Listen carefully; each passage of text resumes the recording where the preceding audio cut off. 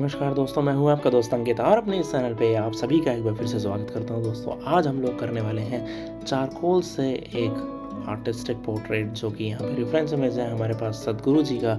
और यहाँ हम उनको ड्रॉ करेंगे using no outline drawing technique. मतलब यहाँ पे जो हम टेक्निक यूज़ करने वाले हैं वो कम्प्लीटली वेग विलो चारकोल की टेक्निक होगी, जो हम जनरली करते हैं। और यहाँ पे अब इसको थोड़ा-सा ऐसे ही आगे बढ़ाते हैं। देखो जो प्रोसेस है वो यही है, और इस प्रोसेस को करते-करते अब यहाँ तक पहुँच गए हम कि हमने आइज़ पे थोड़ा-सा काम डिटेल वाइज़ करना शुरू कर दिया है। अभी भी विलो चारकोल को ही यूज़ कर रहे हैं। अभी फ़िलहाल तक कोई भी चारकोल पेंसिल या कोई और चीज़ यूज़ नहीं हुई है इसमें। केवल और केवल विलो चारकोल की मदद से ही एरिया को आइडेंटिफ़ाई किया जा रहा है। इस टेक्निक में 100% रिज़ल्ट्स आने इतने आसान नहीं होते। मतलब मोस्टली 100% रिज़ल्ट्स तो नहीं आते। हाँ, ये हम कह सकते हैं कि 70-80% रिज़ल्ट्स हमें हमेशा मिल जाते हैं। अब देखेंगे इस पोर्ट्रेट में हमें कितने परसेंट रिज़ल्ट्स मिलते हैं, हमें क्या सैटिस्फैक्शन होता है। एक्चुअली ये जो टेक्निक होती है, ये देखो अब मैं यहाँ पे ले आया हूँ चारकोल पेंसिल्स को।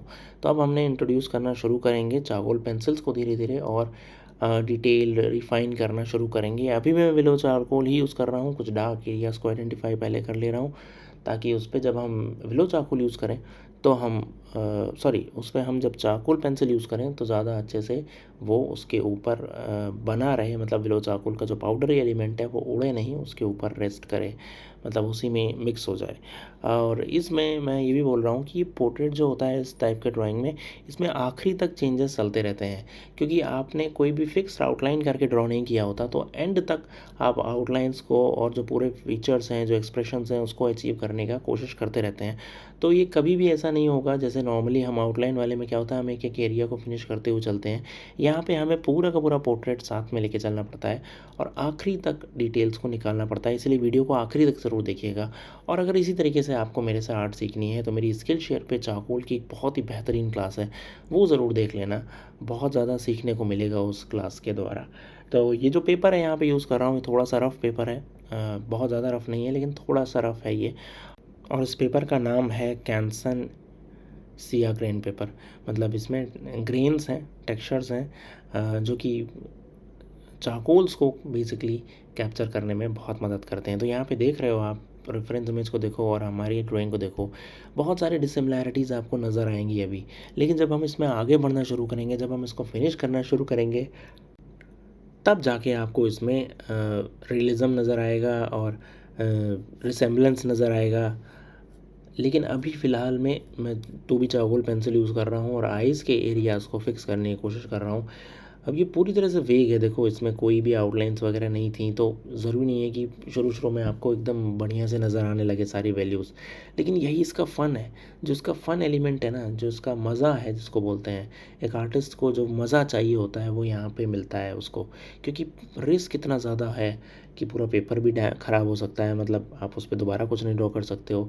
आपकी मेहनत 3 घंटे, 4 घंटे, 5 घंटे की जो मेहनत है वो पूरी की पूरी बर्बाद हो सकती है अगर रिसेम्बलेंस प्रॉपरली नहीं आया तो, या फिर कुछ और ही बन गया तो।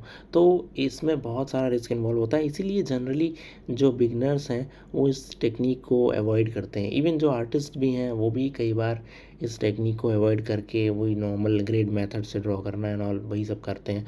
लेकिन इसमें जितना रिस्क है उतना रिस्क किसी में नहीं है। तो यहाँ पे देखो, अब मैंने ब्रश यूज़ करना शुरू किया है। ये एक थिन ब्रश है और इस ब्रश की मदद से मैं कुछ एरियाज़ को डार्क कर रहा हूँ। मैंने पेपर स्टम्प को भी यूज़ किया कुछ-कुछ एरियाज़ में, बट वो उतना सक्सेसफुली दिखाई नहीं दिया मुझे, इसलिए मैंने उसको लीव इट आउट कर दिया, छोड़ दिया एक तरीके से, और वापस आ गया मैं ब्रश पे और फिंगर्स पे। अब मैं हमारे पास ये 2 टूल्स ही रहेंगे जिनको हम यूज़ करने वाले हैं। इनकी आउटलाइंस और इनके जो भी चीज़ें हैं शेडिंग वगैरह में, हम उसी चीज़ को यूज़ करेंगे to form out the values. अब मैंने थोड़ा बहुत इरेज़र को भी यूज़ करना शुरू किया और थोड़ी बहुत हाइलाइट्स भी क्रिएट करने शुरू किए हैं। अभी आप देख रहे होंगे दोनों आईज़ जो हैं वो थोड़ा-थोड़ा रिसेम्बलेंस आना, 20-30% रिसेम्बलेंस आना शुरू हो गया है उसमें। और सिमिलरली नोज़ पे भी मैंने थोड़ा वैल्यूज़ बढ़ाया है। अब मैंने थोड़ी-सी इस वीडियो की स्पीड को बढ़ाया है ताकि जो अदर नॉन इम्पॉर्टेंट थिंग्स हैं उसको हम जल्दी से कैप्चर कर लें। अब जैसे कि बियर्ड हो गया या बैकग्राउंड हो गया, तो थोड़ा-सा वहाँ डार्क करना हमें ज़रूरी है। क्यों? क्योंकि जब हम हेयर को ड्रॉ करेंगे, वाइट हेयर्स को, तो वो बैकग्राउंड जो है हमें हेल्प करेगा वहाँ पे एक एक माइन्यूट हेयर को निकालने में, डिटेल्स को निकालने में। तो वो कर रहे हैं। दूसरा बहुत लिप्स पे थोड़ा बहुत काम करने की कोशिश कर रहे हैं, और अभी भी रिसेम्बलेंस का जो परसेंटेज है वो बहुत ही ज़्यादा अच्छा नहीं है। मतलब मैं ये बोलूँगा कि अभी तक फ़िलहाल ये ऐसा ही लग रहा है कि ये पोर्ट्रेट पूरा सही से बनेगा भी कि नहीं। यही सबसे बड़ा रिस्क है इसका, जो मैं आपको बार बार बोल रहा हूँ। और रिस्क है तो समझ लो इश्क है। तो वही वाली बात है, रिस्क ज़्यादा से ज़्यादा होना चाहिए। मतलब जितना बड़ा रिस्क होगा उतना ही ज़्यादा आपके ऊपर चैलेंज रहेगा उसको सही से करने का। ओके, तो अब जैसे मैंने आपको बताया था कि अब मैं नीडेड इरेज़र यूज़ कर रहा हूँ फॉर गेटिंग द हेयर्स को आइडेंटिफाई करने के लिए नीडेड इरेज़र को यूज़ करके, और थोड़ा सा फ्लो को क्रिएट कर रहा हूँ। और जो रियल टेक्सचर है बियर्ड का और मुस्टैच का, वो ही अचीव करने की कोशिश कर रहा हूँ, उसमें कोई चेंजेस नहीं कर रहा हूँ। क्योंकि ये बहुत थिक ब्रश है, सॉरी बहुत थिक इरेज़र है, इसीलिए इससे एक एक डिटेल निकालना मुश्किल होता है। लेकिन इससे टेक्सचर हम ज़रूर निकाल सकते हैं। बाद में फिर हम जब पेंसिल इरेज़र वगैरह से आएंगे तब हम एक एक हेयर पे भी थोड़ा बहुत डिटेल निकालने का कोशिश करेंगे। एज ऑफ नाउ ये अभी जैसा मैंने आपको बताया कि थोड़ा थोड़ा फिनिश करते हुए चलिए।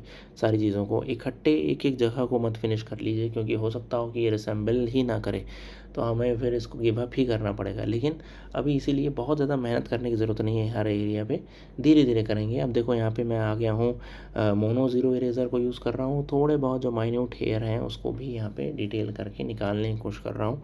और जो फ्लो है हेयर का, जो मतलब एकदम क्या बोलते हैं, कर्ल्ड अप है, इधर से उधर घूमे हुए ट्विंगल है हेयर्स में, तो वो चीज़ें मैं पकड़ने की कोशिश कर रहा हूँ। जो कर्ल्स हैं, जो ट्विल्स हैं, वो वहाँ पे नज़र आने चाहिए। और अब देखो थोड़ा बहुत रिसेम्बलेंस आना शुरू हो गया है ना फ्रेंड्स। तो आप ये चीज़ देखो, ये चीज़ बहुत इंपॉर्टेंट है कि अब थोड़ा बहुत रिसेम्बलेंस हमने अचीव कर लिया है। इवन कि 100% रिजल्ट अचीव अभी भी नहीं हुए हैं, उस पर we have to work again and again. But हमें सेटिस्फैक्ट्री थोड़े हद तक रिजल्ट्स मिलने लगे हैं। और अभी देखो यहाँ मैं यूज़ कर रहा हूँ कंप्रेस चारकोल्स।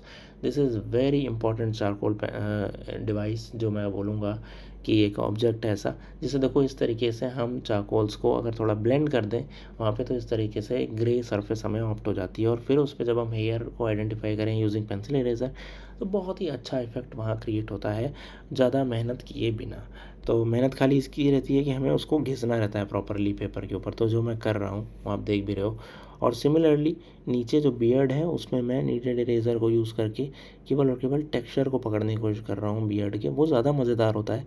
एक एक हेयर को ड्रॉ करने से हमेशा बेटर है कि आप पूरे के पूरे टेक्सचर को पकड़ने की कोशिश कीजिए। जो फ्लो है बियर्ड का उसको पकड़िए, और कुछ कुछ जगहों पे डिटेल रखिए, कुछ कुछ जगहों को ऐसे ही छोड़ दीजिए। आर्टिस्टिक पोर्ट्रेट में खासकर ये चीज़ें बहुत ज़्यादा मायने रखती हैं, और यही चीज़ें देखी जाती हैं बाद में एज अ रिज़ल्ट। या आर्टिस्ट जब इसको क्रिटिक के तौर पे देखते हैं तो यही चीज़ों पे ध्यान देते हैं कि उसने कितना वैल्यूज़ को आइडेंटिफाई किया है। अब देखो यहाँ पे मैं यूज़ कर रहा हूँ एक कंप्रेस चारकोल। ये डार्केस्ट कंप्रेस चारकोल है जो मेरे पास है। ये है कैमलिन ब्रांड का है आई थिंक। और इससे जब मैंने डार्क किया तो देखो कितनी बेहतर ढंग से ये डार्क हो जाता है। बहुत डार्क है क्योंकि कंप्रेस चारकोल है, ऑब्वियसली समझ ही सकते हो उसकी फंक्शनैलिटी यही है। जहाँ पे भी मैं यूज़ कर रहा हूँ बिल्कुल ब्लैक कर दे रहा है, और बहुत सावधानी के साथ करने की इसको ज़रूरत है। इस चीज़ का हमेशा ध्यान रखिएगा। और थोड़ी बहुत डिटेल जैसे आप देख रहे हो कि मैंने हेयर में पीछे जगहों पे, कुछ जगहों पे हाईलाइट क्रिएट किया है जहाँ पे हेयर होंगे, वो सब थोड़ा और ज़्यादा ड्रामा क्रिएट करता है आपके पोर्ट्रेट में। और इस तरह से जब आप ड्रॉ करते हैं तो ज़्यादा अट्रैक्टिव पोर्ट्रेट बनता है रादर देन एक रियलिस्टिक जैसा पोर्ट्रेट। अभी अगर रिजेम्बलेंस की बात करूँ तो मैं ये 60-70% रिजेंबल हो रहा है। आप लोग भी देख सकते हो और बता सकते हो कमेंट बॉक्स में कि अभी फ़िलहाल में ये कितना परसेंट रिजेंबल हो रहा है, क्योंकि अभी हम और भी काम करने वाले हैं। अब देखो मैं कैसे थंब को यूज़ कर रहा हूँ, फिंगर्स को यूज़ कर रहा हूँ, कुछ कुछ जगहों से वैल्यूज़ को उठा रहा हूँ जहाँ मुझे लग रहा है कि वहाँ उतनी डेंसिटी नहीं चाहिए। जो कंपोजिशन का पार्ट है, हमें किस जगह पे कितनी डेप्थ देनी है, किस जगह पे कितनी वेट को बढ़ाना है, डार्क वैल्यूज़ के वेट को, वो सब देखना है। और फिर अब देखो इस तरह से नीडेड इरेज़र यूज़ करके एक फ़्लो क्रिएट करने की कोशिश कर रहा हूँ, एक इफ़ेक्ट देने की कोशिश कर रहा हूँ। जैसे इंस्टाग्राम पे इफ़ेक्ट होता है ना, वैसे ही उस तरीके से यहाँ पे हमने इफ़ेक्ट दिया है manually. I hope you like it. Thank you so much. Please इस चैनल को सब्सक्राइब ज़रूर कीजिएगा। फाइनल रिजल्ट भी आप देख सकते हो। प्लीज़ इस चैनल को सब्सक्राइब करके इसे सपोर्ट कीजिए। Love you all friends. कोई क्वेरी हो तो कमेंट बॉक्स में पूछ सकते हो। Thank you so much. Bye.